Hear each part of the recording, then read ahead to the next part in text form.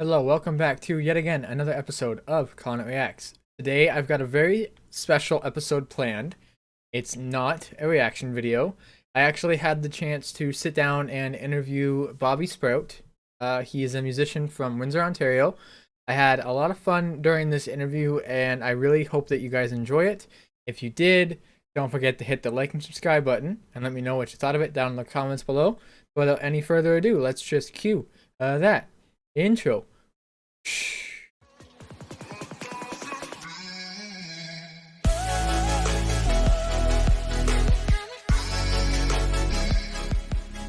So first of all, how are things going with you today? Things are good. Things are good. It's been really warm out as of late, and I've been spending all this time inside that I being outside, I'm not used to the heat, and so I guess been tired lately because of that. So Yeah, I feel that. I'm the same way. When I'm not working, I'm literally just sitting at home doing nothing. So I get that 100%. yeah, I agree completely, 100%. So you've been putting out a lot of your Bobby Sproat covers. So I was just kind of wondering, with all the extra time being like inside, does it give you more of an opportunity to do your recordings, or do you have like a set schedule on like when you plan on doing your videos? So initially what I used to do with the cover videos was I would record one video a week, and before the pandemic stuff, before COVID and all that, I more often than not would record my videos the day before I was planning to release them. I didn't have my video software like to edit like all that stuff. I didn't have any of that, so I would just record it on my phone and then upload it to YouTube pretty much like the same night or the next day. Now that I've got all that stuff, and now that I've been pretty much stuck at home for the last 18 months or so, I decided, I wanted to put more time into doing the covers. So I was like, let's do two a week. Why not? Let's do two a week and see how that goes, as opposed to just doing one a week. And so as of late, what I've been doing is I put the videos out Tuesdays and Thursdays at midnight, like 12 a.m. Eastern every week. And I've been sort of designating like Saturdays now to like figure out what I'm going to record, what songs I want to cover, get them covered, get them recorded, the video and the audio, and then spend the weekend putting out and like editing all the little nuances and things like that, so that they're ready to go. They're scheduled on YouTube and just ready to upload on their own on Tuesdays and Thursdays. Nice. When you first started your covers, did you expect them to take off and like do as well as what they have been doing? Because I know that a lot of yours have gotten really good views, and there's been a lot of really good feedback. Were you expecting that when you started them, or were you just kind of thinking like that you just wanted to release them for the sake of releasing them, since you are in the music scene and that kind of thing? Yeah, it was one of those things where it's like going back now, like just trying to think, like going back to when I first started recording covers back in, I think it was like 2014 or 2015 now. I just wanted a way to, I guess, get myself out there and put myself out there, sing some stuff, get on the internet. I mean, it still is popular now, but even like back, when I started, cover artists were like super popular. You had your your Kurt Schneiders, you had your Alex Goots, Boyce Avenue, like all stuff like that. So I wanted to, I guess, insert myself into that mix a little bit. And there's definitely been some covers where I was like just blown away by the kind of like feedback and support that I got on it. Whether it was, when Frank Ocean's album Blonde came out, I learned one of the songs on it called Self Control, and uploaded it like as quickly as possible from when that album came out. And I think that video has like 7,000 or 8,000 views, which, like, compared to some of my other stuff, it's just like mental. And then like stuff like, covering my friend Billy Rafool's song Acoustic, like doing a little tutorial for that. People really seem to like that. And it's always interesting seeing like what takes off on YouTube, like what gets more exposure, what gets more views there. But I'm like, for the times I've sort of gotten burnt out and like given up on covers, like here and there, and coming back to it, like I'm truly blessed for the people that I've met and the the interactions that I've made with people commenting on the videos and things like that through putting out the cover videos. Do you have like a favorite cover that you've done that you were really proud of, even if it didn't do very well, like just like view wise, or like do you just are you proud of all of them equally the same? I try my best to be, proud of them equally the same. I used to just do sort of like one take of a lot of the covers back, like back in like the early like first like 100 or so, um, and more often than not, like I was pretty satisfied. Like I wouldn't put out something I'm not satisfied with, but one that like my favorite one that stands out, um, one that I'm like really proud of, I would say, uh, is the cover I did of Tachyon by Death Grips, which was a song that a couple buddies of mine from high school and whatnot told me. They asked me to cover that song like years ago, and I gave them like a random date, like years in the future, like from that time, and I was like, oh yeah, I'll cover it on this date, just to put it off, like essentially. And it got closer and closer and closer to it. They didn't forget. They're like, hey, it's a couple weeks now, and you gotta do this cover. And so I was like, all right. So I sat down, and like, if you listen to the song, like Death Grips is very, very experimental. And there was no way I was gonna be able to replicate the recording of that song and like how they do it. So I essentially rearranged it from scratch to try and fit, the fast rapping, the chaotic nature of the guitar and things like that. So I really took a lot of time to make that as clear as possible and give it my own little spin on it. So that's one I'm really proud of. And people have told me that send me little like links and stuff from like the Death Grip subreddit and people sharing it on there. And so that one's probably one I'm really proud of. So you have over 270 of your covers on your YouTube channel. I was just wondering, going back, what made you want to get into music? And like, I know that you have original music out as well, as you can tell from the background behind me, your new Romantics album. So like, what was it that inspired you to want to get into music? Was it something that you always knew you'd want to do, or did it just kind of like you have that thought kind of like overnight and then decided to pursue it? It was one of those things like. When I was younger, I didn't necessarily want to be a musician. I love listening to music, but I never really like involved myself in it. Like I took like piano lessons when I was younger. It wasn't until I was about 13 or so I wrote my first song in the 8th grade in like an indoor recess, and I first started getting ideas for it on like the Monday of like the school week, and I finished it on the Friday. I just remember like writing out the like lyric ideas that I had and things like that. And it wasn't until like then, and like I started telling people like, hey, I sing, this something that means a lot to me. And I guess like sort of seeing what I was able to do with it at that point in time, like what you see a lot of people do, like joining a high school band and playing some shows. And I guess seeing what I was able to do with that, and getting better like also at like songwriting, was one of the things that really made me want to do it more. And part of it too was because the reason why I love music in the first place is the connection that the artist makes with the people listening to the music, like through the music, through the lyrics, through live performance, things like that. That resonated with me so deeply that I wanted to, in a way, like return the favor to the artists that had that effect on me.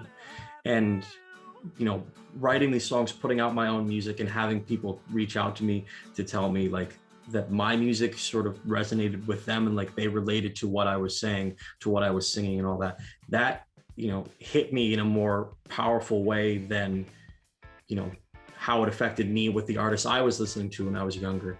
And since then, like that's been like the driving catalyst of me wanting to become a musician, is just like connecting and interacting with as many people as possible. Because when I first started writing music, it was a way for me to let out feelings, emotions that I was dealing with at the time, that like otherwise, being a fairly introverted person, like I would just sort of bottle up.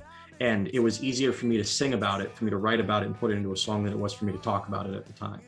And so I want to give people that sort of platform, that bridge to find ways for that so that they can deal with something that they're going through, or connect with somebody that is going through something similar, things like that. That's what's driving me now. Well, I can definitely see that, because even in your album New Romantics, there are a lot of songs that even just for me personally I can relate to, and I really appreciate the way that the songs were written, and the messages of the songs are very like out there in the open, and like as soon as you listen you know exactly what you're trying to say. And I have always appreciated when an artist can do that. Yeah. And you're one of those artists that have always been able, from what I can tell and from what I've heard of you, like from you, is you've always been able to do that. So I really appreciate just how much thought and care goes into your songwriting, and it really does show. Well, thank you. Thank you. No, that means a lot. Yeah, it's not a problem. The other question is, so I know that you did, I believe it was a show, or you did an album with the band Melodraw. Have you done other other collabs with different artists around where you are, or even in like different areas of the world that like you remember having like a good time with, or like that kind of thing? Like, was there a certain artist that stood out, and like how did those things come into fruition? So with Melodraw specifically, I played in Melodraw for a couple months because Jake McLean, the singer of Melodraw, him and I used to be in a band together when we were in high school. Like how I was talking about, like, start that high school band. Like that was my high school band.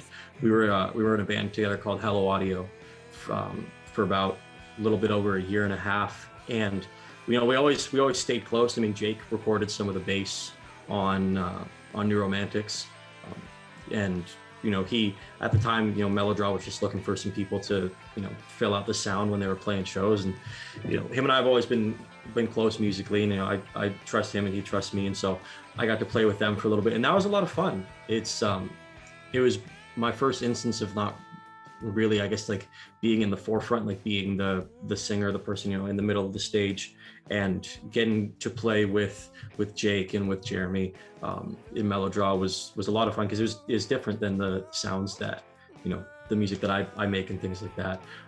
In terms of like other collaborations that I've done in the city, just little sort of like live duets here and there.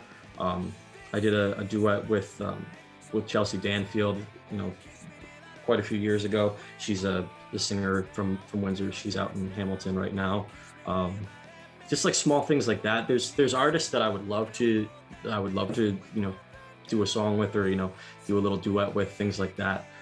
That hopefully when live shows are a thing again, we can make that happen. Yeah, well, like I said, like all of your stuff is really good, and I would really love, the one artist that I think I would love to see you do a collab with, because I feel like you both have pretty similar styles, would be I can't say her last name, but her first name is like Chrissy Cochran or something like that. Chrissy Cochran? Yes.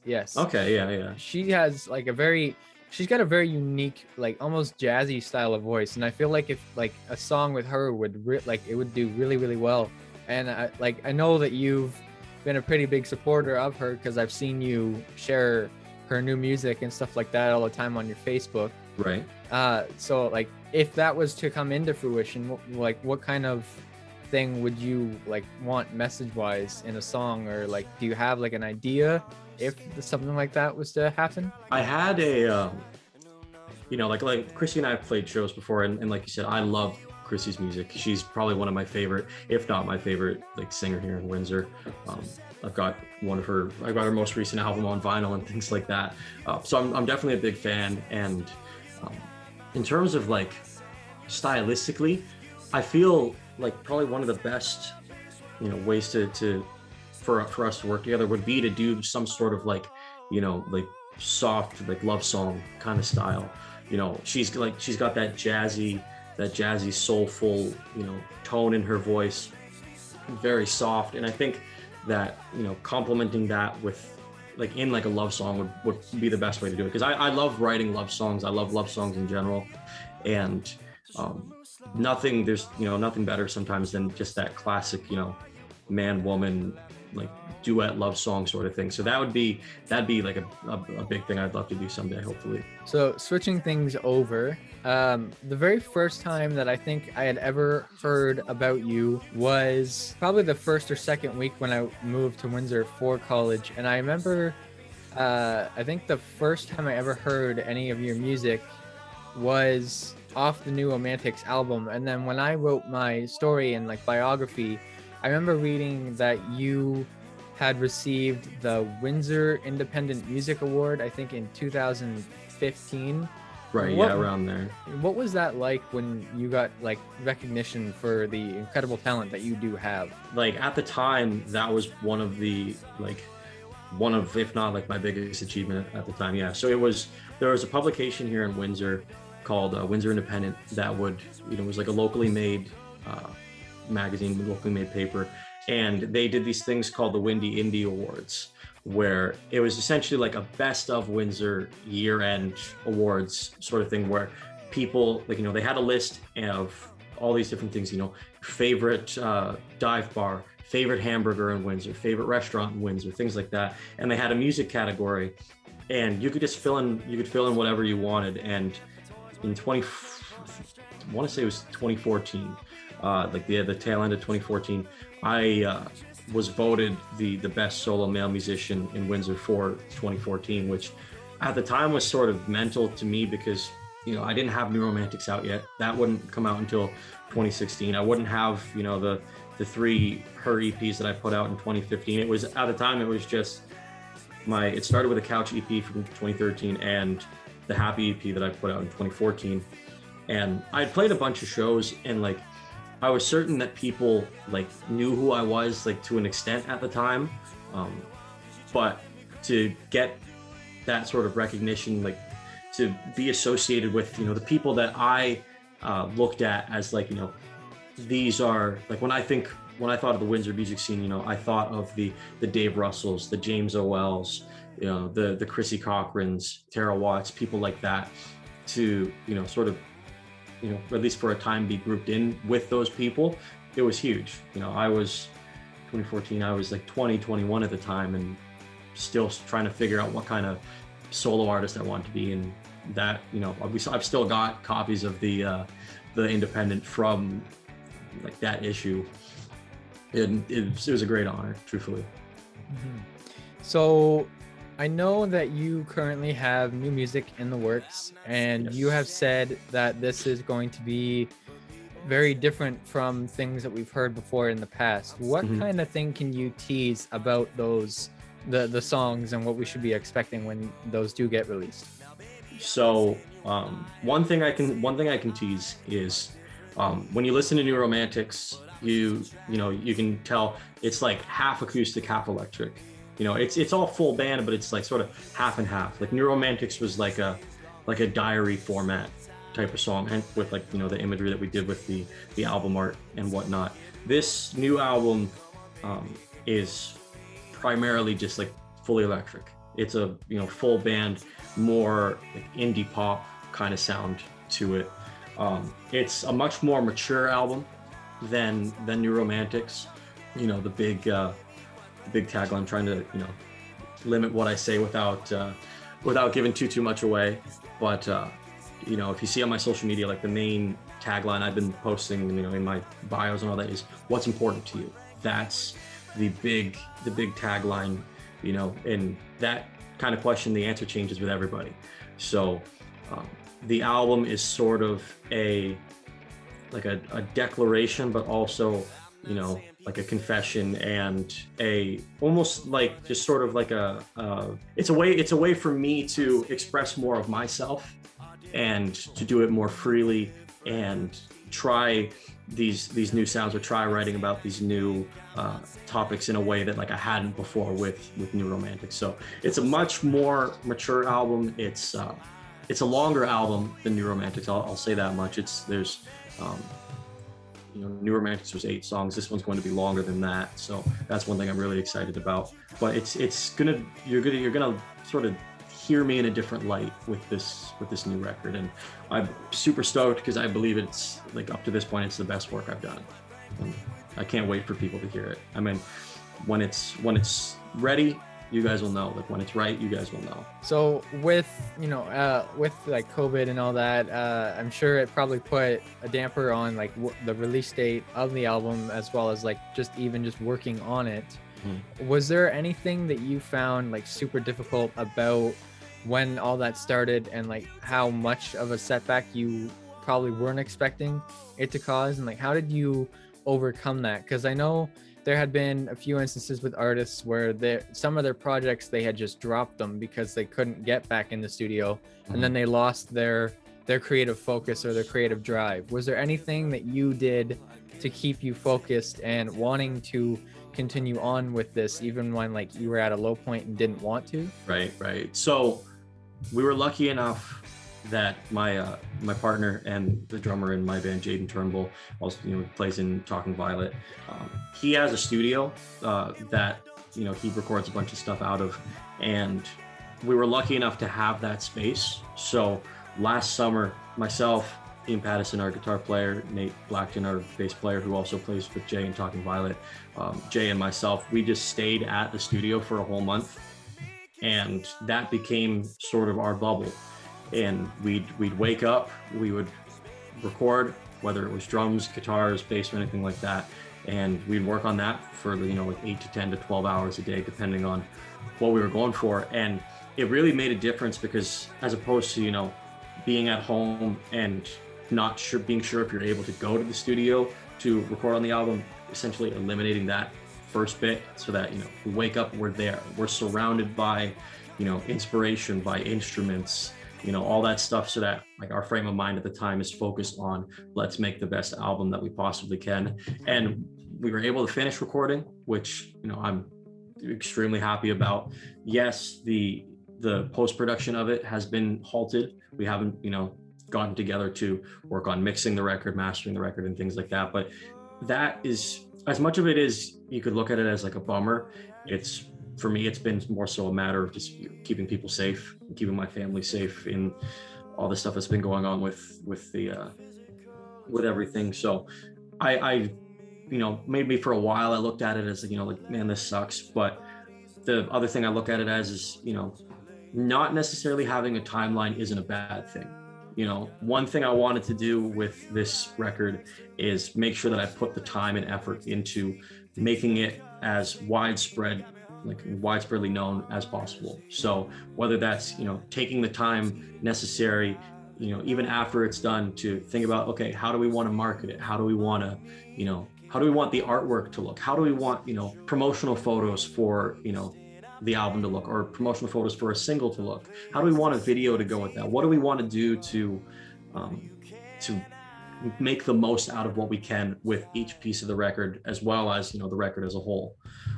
I went to school for marketing for 3 years, and it really helped like open my eyes of just like, it's good to have like time-oriented goals, but not necessarily having a timeline isn't the worst thing. And so I'm just looking at it as one of those things where, yeah, it's pushed back the post-production and being able to get in the studio with the band and with the guys and work on it. It's more so just treating it as, it's given me more time to think about how I want to execute it when that time comes. And so I try to look at it like that. That's a good way to look at it. It's a very good way to stay positive in a very difficult time right now. Yeah. So like with your marketing experience and like all that kind of stuff, have you found that with that it's become a little bit easier to navigate how to get music out there, out in the open a little bit more than what you would have without that experience? Or has your understanding kind of been the same throughout, but now you just have like more of an advanced knowledge of the marketplace? I'd say it's a bit both. Yeah, a bit of both, especially with with just products and trying to like sell anything, whether it's a song, an album, any kind of product. It's really with the technological age that we live in now, where there's algorithms that can help you get your expanded exposure, larger reach. There's trends you need to keep track of, things like hashtags. Like there's so many little nuances and like minute things that you have to factor in on top of just things where it's like, okay, what's the demographic that we want to go after? What's, the age? What's the gender? What are like, in things that people are interested in? Do we want to target, like, if I'm writing a love song, do I want to market that love song to people that, love going out on dates on Friday nights to, a nice little, rustic restaurant? There's ways to target people that specifically when it comes to marketing, and definitely going to school and like learning more in depth about it has taught me a lot more, because before, when I was younger, it would have just been like, okay, let's put it on YouTube, let's try to get it on iTunes or a streaming platform, not knowing how to do that at the time.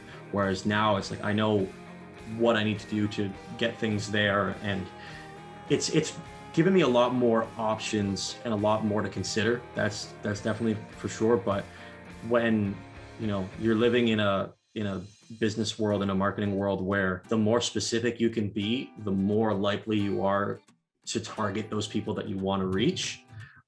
It's not a bad thing. I mean, it might shake my brain up a little bit, but there are worse problems to have, right? So with COVID and everything like that, a lot of bands have been missing out on the opportunity to do live shows, whether it's concerts that they had to cancel or album parties, that kind of thing. With COVID having those restrictions and you planning on having your album come out, I'm assuming probably like end of this year, maybe next year kind of thing.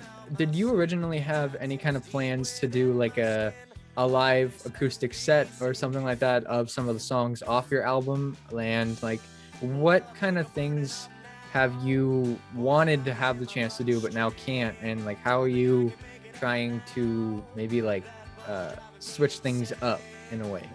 It's one of those things where, like I said before, about taking the time necessary to make the whole project as special and as big as I can.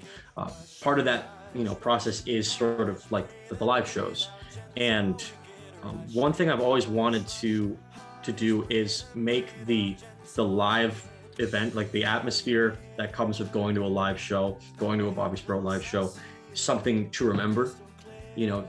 Doing something that you don't, whether it's doing something you don't see other people doing, or making sure that the people who come to the shows leave with something that will help them remember the shows, things like that. I definitely want to make it going forward that when you come to a Bobby Sproat show, it will be a night to remember for you. You will leave the venue that night, and it's going to stick with you. That's the ultimate goal that I have in mind.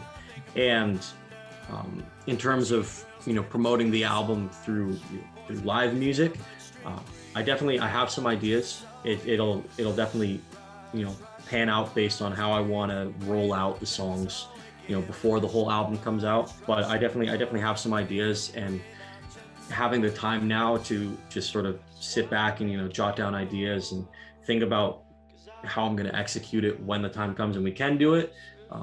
It's definitely been valuable. So my biggest worry is just making sure I'm not rusty, because if you're paying money to come watch a performance, I want to give you 110% of myself on stage and off stage that I can. And so for me, my biggest worry is just making sure that I can put in the amount of effort that the people that come out to see the shows deserve to see. So yeah, I've always wanted to see you live, but every time that you were doing your live shows, I was in school or I was back in, so I'm really hoping that when things open back up and you start to do shows, I'm going to do whatever I can to get out to one of them, because I've heard a lot of really, really good things about your shows. And I've heard that it's a very unique atmosphere when viewing your live music, and you create this dynamic that like people can kind of like escape from reality for however long the sets are. I've heard a lot of amazing things, so I'm really looking forward to when I can do that. I'm looking forward to it too. And hey, I'll do whatever I can to make sure you can come out to a show too, Travis. That sounds like a plan.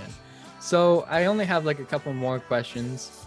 The main one is just, so you have the new album pretty well like finished, and you're working on getting it out when you can and making sure that it's all ready.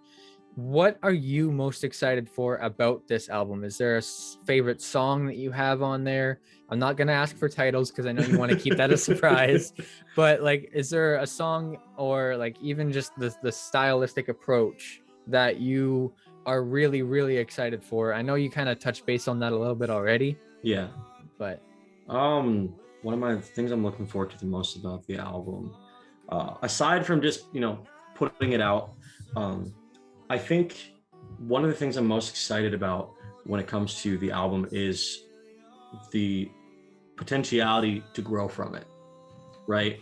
Um, with New Romantics, I feel like I gave myself two options, pursue more acoustic stuff, pursue more electric stuff. And, for this record, I opted to go more the electric side of it, like the indie pop side of it. But with this record, I feel like the doors and the options that I have for, how I want to go forth after this, I have a lot more options than that. And that's something I'm really excited to see. I'm really excited to just play these songs live. That's one thing that I feel, if I've owed anything to the people who support my music and all that, if I feel like I've owed them anything, it's new music. I've been lucky enough and grateful enough that the people who come out to the shows are okay with hearing, the New Romantic stuff, just, for the better part of 5 years now, because the record's going to be turning 5 this year. So I'm really excited to have new songs to play for everyone. And, it's one of the great things about the album being longer than New Romantics is I have a larger sample size of songs that I can throw in a set list on top of New Romantics. So things like that. If I have a favorite song off the record, that's a tough one. There's a song on the record called Fresh Nerves. And that, in my opinion, at least when I wrote it and when we were recording it, I feel is probably the best love song I've written to date. I think it'll stand out for sure. I think a lot of the songs will stand out, and I think it'll be an album that hopefully, even if people will gravitate to different songs, this song might be, somebody's favorite, but another person might like this song. And if I can have people sort of, going all over the place, then that's really more than I could ask for. But yeah, there's a song on the record called Fresh Nerves that I'm really, really looking forward to playing live, along with everything else. So I can't wait for people to hear that. awesome. I'm really looking forward to it. I will be 100% doing a music react stream when that album comes out, and I'll be reacting to it. Go. Yeah. Your music has always been one of the, like, it's the kind of thing where if whatever mood I'm in, if I need to change my mood at all, I'll go and listen to your music. And Thank you. a large majority of the time, it always will, like, if I'm in a bad mood, it changes my mood into a good mood. If I'm sad, the songs make me happy. Like, you're very talented when it comes to your creative and writing process. And it's something that, as someone who grew up with a musical father who was in a band and did, the Bayfest shows and that kind of thing, I always look for songwriting and just the lyrical representation of what's trying to be said. And you've always been one of those people that have done a really amazing job at doing that. So I'm really, really looking forward to seeing and hearing what you do with this new album and how it stacks up to all your other stuff in the past. Right. So I'm actually all out of questions. So the last thing I just wanted to ask was there anything that I missed that you wanted to talk about, or anything that you wanted to address? I guess, if you're giving me the floor to, plug some stuff, I definitely go check out my YouTube channel, youtube.com/Bobby Sproat, BOBBYSPROAT. And we put out BS cover videos every Tuesday and Thursday, as well as I do a weekly live stream Saturdays at 6 p.m. Eastern, where I'll talk with you guys. If you have questions, I'm more than happy to answer them.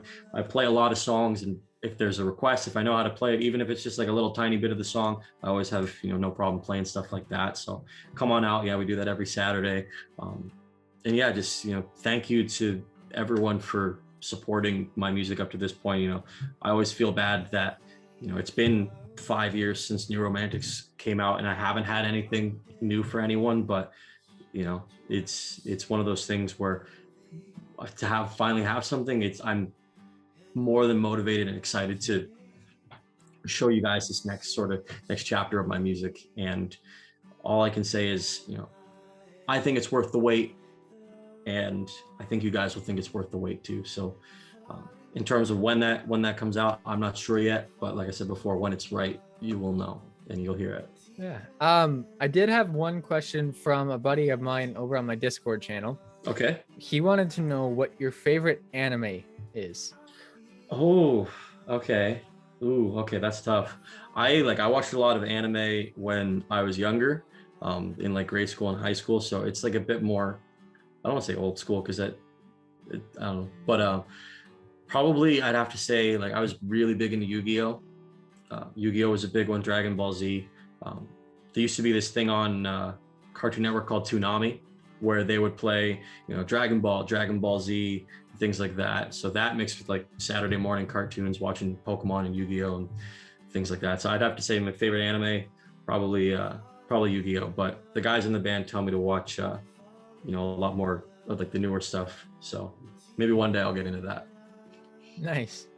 So yeah, I have no more questions. I hope I didn't miss anything, or like if there's anything else musically or anything that needed to be added, but I am out of questions. Hey man, it's not a problem at all. If there's anything you want to ask, it's no problem. So Did you have anything that you think should be addressed that I might have missed? I know I asked that before, but like just in terms of anything. Let's see. I talked about the live streams. I talked about, you know, thank you for being patient for the record. You know, talked about the record sort of process of being like home grounded in a sense with all this. Just, you know, just keep supporting and wait and see what we got worked up, you know, for the future. Nice. I did want to ask, what is the next cover that you have planned? The next cover, so I put out yesterday's cover, which was Falling in Love by Cigarettes After Sex. I'm not 100% sure what Tuesday's cover is going to be just yet. Usually that's what I'll be deciding today. So if you have any suggestions, if there's something that you'd want to hear, lay it on me. Oh, that's a good question.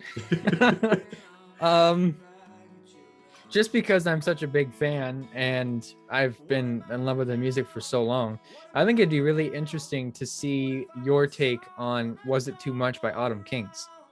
Okay, yeah. I think it'd be interesting to see that. Yeah, I remember when Silver Screens came out, I was doing like a bar gig and I saw Jake and I told him like, dude, I really like this song. Like I know like Joe's the singer of Autumn Kings, but for some reason when I was listening to it, like it stood out to me, like hearing Jake's voice. So hey man, anything could happen. Yeah. And I also think it'd be really cool to see you and them on a show. I think it'd be really cool. Yeah, we've only ever done like an acoustic thing together before. So who knows, man? Who knows? Yeah. Well, that is all I have. Well, I just wanted to say again, thank you for agreeing to the interview. I had a lot of fun. I hope you did as well. Absolutely, yeah. It was awesome, you know, to catch up with you again. I know it's been a while since we've talked, and you know, I appreciate the reactions that you've done for my covers on the channel. I checked out the last one that you did live on your stream, and you know, I was very grateful for that, for the Broken Cedar cover. And I want to make sure everyone who's watching this, if you haven't subscribed yet, go subscribe to Travis's channel. Probably right over here or something like that. So go subscribe to Travis's channel. Thank you. I appreciate that. Oh, of course. So